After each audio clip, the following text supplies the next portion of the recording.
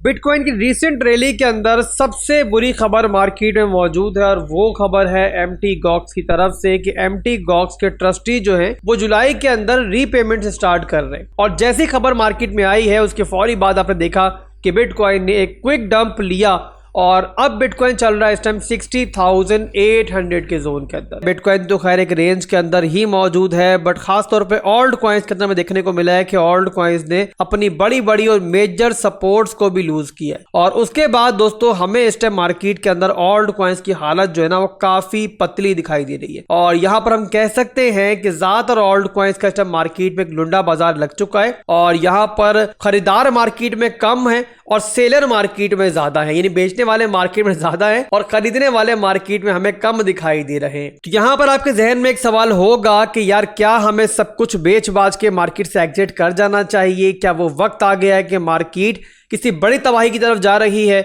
और bull market हमें एक ख्वाब बनती हुई दिखाई दे रही है? ये सारे सवाल आप लोगों के जहन में होंगे। तो यहाँ पर दोस्तों आपको मार्केट का एक्चुअल साइकिल समझने की जरूरत है। माजी में हमने हमेशा देखा है कि जब भी मार्केट ने पंप करना होता है, कोई बहुत बड़ी रैली लेनी होती है ना, तो उससे पहले एक ऐसा ही सिनेरियो बनाया जाता है कि जब हर कोई सोचता है कि यहाँ पर हमें बेच के मार्केट से आउट हो जाना चाहिए, यानी कि वो ऐसा माहौल पैदा करते हैं। खास तौर पर जो रिटेल ट्रेडर्स होते हैं ना, वो अपना खरीदा हुआ माल जो टॉप पे खरीदा हुआ होता है वो सस्ते में बेच के मार्केट से आउट होने लग जाते हैं। और वही मौका होता है कि जब मुख्तलिफ फंड्स के बाद जो वेल्स होती हैं फायदा उठाती हैं, मार्केट को ड्रॉ डाउन की तरफ लेके जाती हैं और उसके बाद फिर अचानक से मार्केट को पलटती हैं और वहां पे वो तमाम रिटेलर्स जिन्होंने अपना सस्ते माल बेच दिया होता है ना, बस देखते ही रह जाते हैं। आप एक बात दोस्तों हमेशा याद रखना क्रिप्टो मार्केट के अंदर कि क्रिप्टो मार्केट के अंदर अगर एक बंदा गवाएगा तो ही अगला बंदा कमाएगा। ऐसा पॉसिबल ही नहीं है कि पूरी मार्केट जो है ना पैसा बना ले और ऐसा भी पॉसिबल नहीं है कि पूरी मार्केट पैसा गवा दे। तो आप लोग मुझे ये बताओ दोस्तों कि जब पूरी मार्केट जो है जानती है कि बड़े बड़े प्लेयर्स मार्केट में आ चुके हैं और इन प्लेयर्स के आने के बाद जो बिटकॉइन का फ्यूचर है वो भी बहुत स्ट्रांग है। इथेरियम के बारे में आपको पता है कि उसका ETF मंजूर हो चुका है, उसका भी फ्यूचर स्ट्रांग है। इसके अलावा मुख्तलिफ बड़े बड़े कॉइन्स के बारे में आगे सुनने में आ रहा है कि उनके ETF भी आहिस्ता आहिस्ता मंजूर होने स्टार्ट होंगे। और 90% मार्केट ये बात कर रही थी कि इस दफा की जो बुल मार्केट होगी ऑल्ट कॉइन्स की भी वो बहुत बड़ी होगी और बहुत लंबी हो सकती है। तो आप लोग मुझे ये बताओ कि जब पूरी मार्केट ये सोच रही थी तो क्या आपको ये मार्केट मेकर्स और एक्सचेंजेस इस तरीके से पैसा बनाने देंगी? जाहिर सी बात है वो ऐसा नहीं चाहेंगी। उन्होंने पैसा बनाना है तो पहले आपको मार्केट से आउट करना है। मैं आपको बार बार दोस्तों ये चीज समझा रहा हूं कि मार्केट की इस मैनिपुलेशन के अंदर आपने वीक हैंड्स नहीं बनना है। मैं जानता हूं कि जिन लोगों ने भी ऊपर बाइंग कर ली है वो इस टाइम बहुत पैनिक होंगे। और जहां तक हमने दोस्तों पिछले साइकिल मार्केट के देखे हैं, हमने देखा है कि तारीख हमेशा खुद को डराती है बट हमेशा एक नया चेहरा लेके आती है। यानी कि हमेशा आपको ऐसा लगता है कि यार इस दफा जो है तारीख खुद को नहीं दोहराएगी और सिचुएशन ऐसी क्रिएट की जाती है कि यूं समझ लो कि एक्टर नया होता है, नाम नया होता है, but at the end story जो है ना वही पुरानी होती है। और दो तरह के लोग मार्केट में मौजूद होते हैं ऐसे पैनिक के अंदर। वो लोग भी होते हैं जो सोचते हैं क्रिप्टो मार्केट जीरो होने जा रही है और वो सब बेच बाज कर समझ लो कि मार्केट से आंखें मूंद लेते हैं, बाद में मार्केट को गाली देते हैं, क्रिप्टो स्कैम है, क्रिप्टो के अंदर कोई पैसा नहीं है। और दूसरे वो लोग होते हैं कि जिनको क्रिप्टो को भरोसा भी होता है बट वो ये सोचते हैं कि यार यहां पर हम बेचेंगे और जब मार्केट अब कंफर्म नीचे ही जा रही है तो नीचे जाके हम सस्ते में बाय कर लेंगे। पर ऐसा मेरे भाइयों होता नहीं है और सिचुएशन वहां पहुंच जाती है कि जब मार्केट गिरती रहती है और एक के बाद एक फंड्स मार्केट में आ रही होती हैं। लोग सोचते हैं कि जब इससे भी नीचे जाएगी मार्केट तो वहां पर हम बाइंग करेंगे, बट अचानक मार्केट रिवर्स देती है और वही साइकिल की लास्ट स्टेज होती है कि जहां पर मार्केट फिर किसी के कंट्रोल में नहीं आती और लोग बस देखते ही रह जाते हैं। और पैसा कौन बनाता है? या तो वेल्स बनाती हैं, बड़ी बड़ी एक्सचेंजेस बनाती हैं, या फिर वो लोग बनाते हैं जो वेल्स के माइंड से सोचते हैं और जो वीक हैंड्स नहीं होते। तो उम्मीद करता हूं कि आपको मेरी बात समझ में आई होगी और यहां पर आप मिस्टेक नहीं करोगे। बिटकॉइन का चार्ट मैंने ओपन कर लिया है। अब यहां पर दोस्तों हमारे पास इस टाइम जो है ना सबसे इंपॉर्टेंट लेवल जो रिसेंट लेवल है वो है हमारा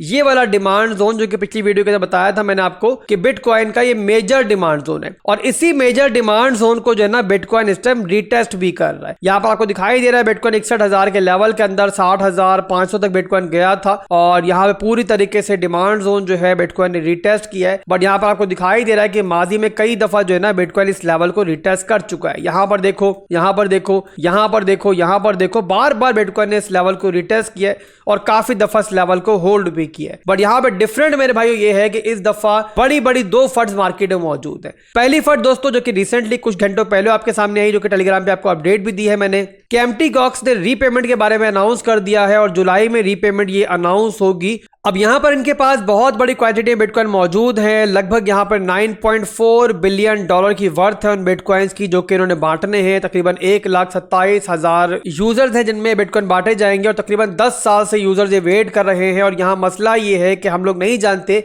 कि इनमें से कितने यूजर मार्केट में बिटकॉइन अपने सेल कर देंगे और कितने यहाँ पर होल्ड करेंगे। जाहिर सी बात 10 साल पहले जिसने बिटकॉइन यहाँ पे क्रेडिट किया होगा उसने कोई आज के रेट पे तो लिया नहीं होगा, कोड़ियों के मोल लिया होगा, और आज जब उनको बिटकॉइन मिलेगा कई गुना प्राइस के ऊपर, तो काफी सारे लोग उनमें से ऐसे होंगे कि फौरी तौर पर प्रॉफिट को बुक करना चाहेंगे। और यही मेरे भाइयों मेन फंड है। और यहाँ पर पिछले दिनों के अंदर दोस्तों एक बहुत बड़ी मूवमेंट यहाँ पर ये हुई है कि 9.6 बिलियन बिटकॉइन जो है ना वो ऑलरेडी यहाँ पे ट्रांसफर किए गए, यानी कि इस दफा पहली बार ऐसा लग रहा है कि एम्प्टी गॉक्स जो है ना वाकई में रीपेमेंट करने जा रहा है। और रीपेमेंट अगर होती है मेरे भाइयों जुलाई के अंदर, तो जाहिर सी बात है एक शॉर्ट टर्म का बड़ा फंड मार्केट में आपको देखने को मिलेगा और उसके बाद मार्केट मजीद भी यहां पे रिट्रेस कर सकती है। बट एक्चुअल में दोस्तों हम कह सकते हैं कि ये फंड जो है ना मार्केट में वो इवेंट लेके आ सकते हैं कि जहां पर लोग सोचेंगे कि इसके बाद मार्केट जो है ऊपर जा ही नहीं सकती और उसी के बाद मार्केट रिवर्स होगी और फिर यहां पर ज्यादातर वो लोग के जो वीक हैंड्स होंगे वो देखते रह जाएंगे। अब यहां पर मैं समझाना आपको ये चाह रहा हूं मेरे भाइयों के दो बड़े फंड्स इन दिनों के अंदर मार्केट में आए हैं। पहले जर्मनी का फंड आया जहां पर उन्होंने 2 दिनों के अंदर 195 मिलियन के बिटकॉइन जो है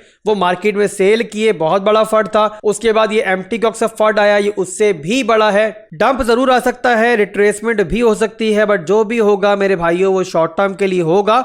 और उसके बाद जब मार्केट वापसी लेगी ना तो आपको बता के नहीं लेगी। ऐसा नहीं होगा कि अचानक से सारे फंड्स मार्केट से आउट हो जाएंगे और आपको मालूम पड़ जाएगा कि मार्केट जो है ऊपर जाने वाली है। ऐसा कभी नहीं होता। और जब रिवर्सल आता है मार्केट के अंदर तो ज्यादातर लोग जो होते हैं ना वो देखते ही रह जाते हैं। तो इसीलिए आप लोगों ने अगर बाइंग ऊपर कर ली है, ज्यादातर होल्डिंग्स के अंदर अगर आप ड्रॉ डाउन के अंदर बैठे हुए हो तो यहाँ पे पैनिक सेलिंग करना कोई कलमंदी नहीं है। आपको यहाँ पे होल्ड करना चाहिए। ज्यादा पैनिक कर रहे हो तो कुछ दिनों के लिए अपनी ऐप से क्लोज कर दो, मार्केट को खैर बात कह दो, कुछ अर्से के बाद मार्केट में वापस आना। इस तरीके से गलती भी नहीं करोगे, पैनिक सेलिंग भी नहीं करोगे। तो उम्मीद करता हूं कि आपको मेरी बात समझ में आई होगी। इसके बाद बिटकॉइन के चार्ट पे चलते हैं। जो डिमांड जोन्स हैं मेजर मैक्रो लेवल पे आपको बताते हैं ताकि आपके जहन में रहे कौन कौन से सपोर्ट लेवल्स हैं हमारे मैक्रो लेवल के। तो यहाँ बिटकॉइन का चार्ट मैंने ओपन कर लिया है और यहाँ बिटकॉइन के चार्ट के ऊपर दोस्तों पहला तो मेजर डिमांड जोन है बिटकॉइन का, जिसको बिटकॉइन इस टाइम रिटेस्ट कर रहा है। और इससे भी इंपॉर्टेंट लेवल जो है ना मेरे भाइयों वो है हमारा ये स्ट्रॉन्ग लोकल लेवल। और इसका रीजन ये है कि पहले ही मैंने आपको बताया हुआ है कि डेली टाइम फ्रेम के अंदर बिटकॉइन अप ट्रेंड के अंदर जा चुका था और यहां पर एक हायर हाई का मूव लेने के बाद अब बिटकॉइन एक हायर लो के मूव के अंदर है। और यहां पर जो भी हमारा अप ट्रेंड का स्ट्रक्चर है वो तब तक इंटैक्ट है जब तक हमारा ये वाला लेवल जो है लास्ट लो जो लगा हुआ है ना हमारा ये 58,000 के एरिया में, जब तक बिटकॉइन इसके नीचे डेली क्लोजिंग नहीं लेता तब तक हमारा ये स्ट्रक्चर इंटैक्ट है और तब तक ये चांसेस मौजूद रहेंगे कि बिटकॉइन जो है ना यहां से भी वापसी कर सकता है। बट अगर दोस्तों बिटकॉइन इस लेवल को तोड़ता है तो बिटकॉइन कहां तक जा सकता है वो भी आपको बताता हूं। अगर ये लेवल टूट जाता है मेरे भाइयों तो फिर नेक्स्ट लेवल जो है ना हमारे पास वो लेवल है हमारे पास ये 50,000 का लेवल। और 50,000 का जो लेवल है ना इस पूरी रैली का आप यूं समझ लो सबसे स्ट्रॉन्ग लेवल है। यहाँ वीकली का चार्ट मैंने ओपन कर लिया है। यहाँ पर आप देख सकते हो कि ये हमारा वीकली टाइम फ्रेम का स्ट्रॉन्ग लो है और हमने माजी में बुल मार्केट्स के अंदर देखा है कि वीकली टाइम फ्रेम के जो स्ट्रॉन्ग लो होते हैं ना वो यहाँ पर नॉर्मली रैली के अंदर नहीं टूटते। तो मोरल ऑफ द स्टोरी दोस्तों, अगर आप लोगों ने मिड टर्म और लॉन्ग टर्म की प्लानिंग की हुई है, ऊपर आप लोगों ने बाइंग कर ली थी तो आप यहाँ पे होल्ड करो। खरीदने के लिए पैसा मौजूद है तो उसको साइड पे रखो